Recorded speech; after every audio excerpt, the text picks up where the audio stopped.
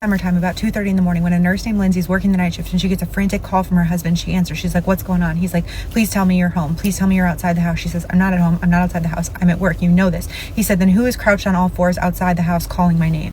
She says, "Whoa, back up. What are you talking about?" He says, "Lindsay, please come home." She described her husband of a man of logic, of a scientific mind. He does not believe in anything supernatural or otherworldly, but the way that he was talking really freaked her out. So she goes, "Okay, I'll leave work. I can come home." Was working in eastern New York, just over the Massachusetts-New York state line, but they lived in western Mass, so it took her about a half an hour to get home from when the call first came in. Where they live is actually pretty rural. It's down a dirt road into some woods where the Appalachian Mountains crawl into some hills in the back.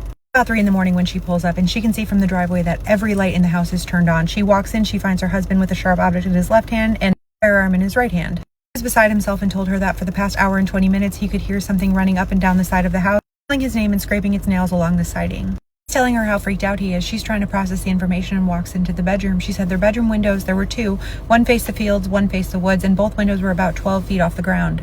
Summer, so the windows were open. She said they had gauzy curtains covering both windows. She was placing some items down to the bed when she heard what she describes as thousands of chittering teeth. It sounded like it was coming from the window facing the woods, so she turned and she saw what she described, one thin arm reaching in, strangely bent at all the joints, reaching in through the window, and when she looked past the arm, she was met with hollow eyes.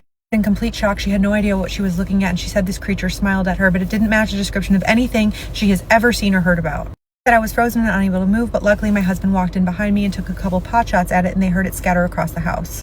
But this window was 12 feet off the ground, so they immediately go outside to see what it was that they hit, and they didn't find anything, not a trace of blood, no footprints. They tried to make themselves feel better by agreeing that it must have just been some kind of animal that retreated back into the woods once it was hit. Still, something felt off, and that night they woke up several times to hearing both of their names being called, seemingly from the other one's voice, even though they were lying next to each other.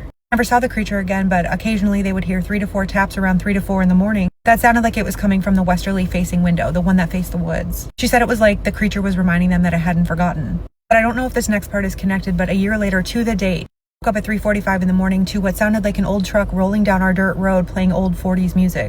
She said as it neared the house, the sound became deafening to where her ears hurt, so she goes to the window to look out. Her husband woke up, he came to the window, and as they looked out, as it sounded like it should be passing the house from the direction it was coming, everything went dead silent.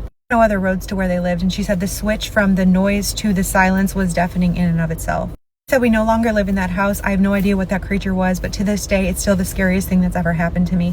If you're new here, Spooky Scary Storytime is a series where I share allegedly true, creepy, scary, the most unbelievable things that have ever happened to listeners. So if you have a story, I would love to hear it.